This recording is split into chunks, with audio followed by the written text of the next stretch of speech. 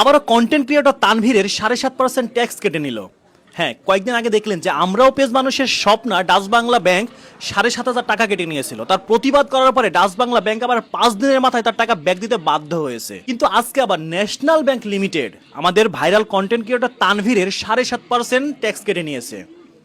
আবার তার ম্যানেজার বলেছে যদি এটি কোনো সরকারি নিয়মের ভিতরে না থাকে তাহলে আপনার টাকাটা আমরা ব্যাক দিয়ে দেবো, এতটুকু আশ্বস্ত করছি। আমার প্রশ্ন হচ্ছে, সরকারি নিয়ম না থাকলে আপনারা টাকাটা ব্যাক দিবেন, তাহলে টাকা কাটার জন্য কোন সরকারি নিয়ম আপনারা ফলো করলেন? আপনারা কি এমনিতে টাকাটা কাটতেছেন নাকি সরকারি কোনো নিয়ম ফলো করে কাটছেন?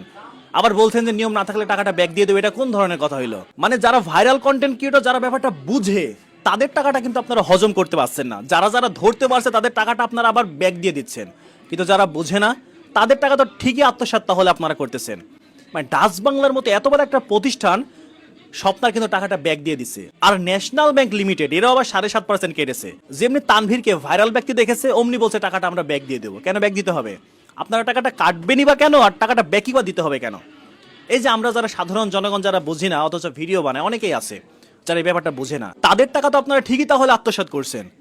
এটা বন্ধ করতে হবে। যেহেতু আমাদের প্রধানমন্ত্রী জনাব তারেক রহমান তিনি নিজে বলেছেন যে কোনো ফ্রিল্যান্সার, কোনো কন্টেন্ট ক্রিয়েটরের কাছ থেকে কোনো কর কাটা হবে না, এই বক্তব্য দেওয়ার পরেও কেন আপনারা টাকাটা কাটছেন?